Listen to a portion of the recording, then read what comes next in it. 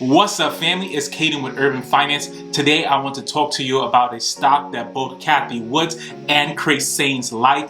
Cathie Woods is betting hard on this particular stock. She purchased 6.5 million shares of Palantir across all 6 of her actively traded ETFs. That is valued at about $140 million. Sain has 251 shares of this particular stock with an average cost of $20.73, and that is over $6,000 in Palantir. I'll also let you know at the end of this video if I plan to pick up the stock myself or I'm gonna wait for it to go down a little. So Palantir reported June quarterly earnings of $376 million. That is over a 49% growth, beating both their and analyst expectations. One of the things that I look for in any growth stock that I purchase is at the very least 25% annual growth. And so this 49% quarter-over-quarter growth looks very good to me for a strong growth company. For those of you that may not know a lot about Palantir and what they actually do, I would strongly encourage you to watch this video with me right now before you actually pick up any shares of this particular company, because it's important to know what they do and the industry that they're in before investing in them. What Palantir really tries to do is move to a model where even if the underlying databases are discrete, that I have an intervening layer of Palantir on top so that I, again, can focus on what it is that I do well, which is figure out what questions to ask. And the computers can do what they do well, which is to figure out how do I query the 56 databases in my organization and bring that data back into one coherent whole to me, the end user, so that I can ask questions and the computer can get the data.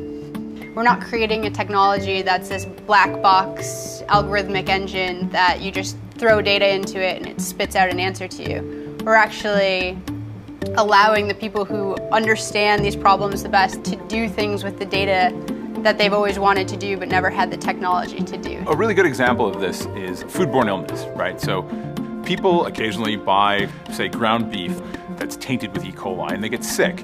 And there's a group of scientists and researchers that monitor these things. They figure out where an outbreak starts, how it spreads, and how to shut it down. So if you try to put together a coherent data picture of what's going on here, you need shipping manifests from one or more different places, you need customer lists, credit card records, and you need information from the hospital. And what we do is we connect all the different data sources into this single coherent model.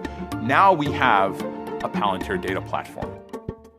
The core piece of Palantir is really data integration. It's the layer on which everything else is built. On top of that, you layer search and discovery, which allow you to understand and choose which particular pieces in all of the data sources you have integrated you're going to try to make sense of. Once you've made sense of that data, you have to have a way to store that, and that's called knowledge management. Knowledge management is critical because instead of thinking about data as simply the raw data itself, one should also think about the results of analysis as data unto itself that should be leveraged within the enterprise. If you have multiple analysts working on the problem, you have to have collaboration. And collaboration doesn't make sense without access control. Each person in your enterprise has a limited view because you have to respect the privacy of your users, of your customers, of citizens.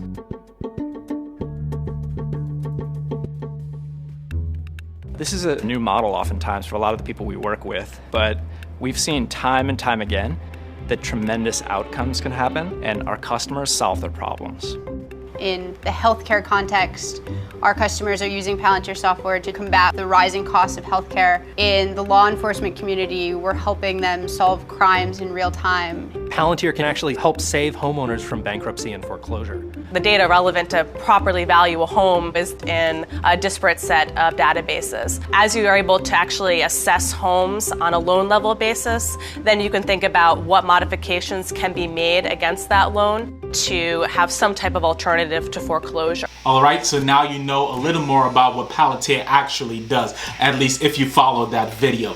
And so here's how I plan to play this particular stock. If you've been following this channel, you know that I'm constantly dollar cost averaging into Arkk, ArkF, and ArkG. As I said, Arkk and Cathie Woods pick up shares of Palantir across all 6 of their actively traded ETF. And so I will be purchasing Palantir stocks in that manner through Arkk ETF. At least that's my short-term plan. For a long-term play on Palantir, one of the things that I like to do is allow my money to grow on the sidelines within a relatively sturdy index fund. For this particular portfolio, that index fund will be QQQ, and so I will be storing my money up in QQQ over these more volatile market times. And then if I see Palantir at $20, at $19, I do plan to pick up, I'm thinking maybe 100 shares of this company. Buying a company like this in such early stage, there's always a lot of risk.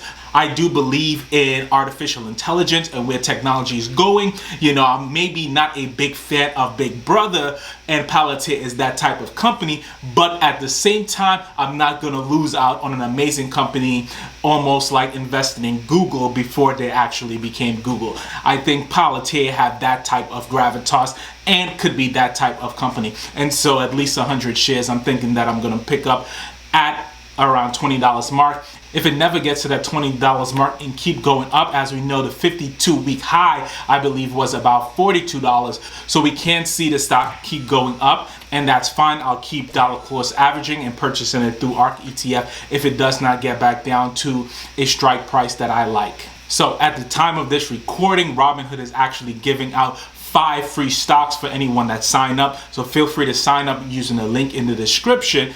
And if they do change these criteria, which they do plan to shortly, I will let you know in the description what they're actually doing. It may be 2 free stocks or 3 free stocks that they have been doing in the past. All right, if you haven't already, go ahead and smash the like button, subscribe to the page, hit the bell to be notified of when I post something new. And like I always say, God bless you, and remember to live your best life.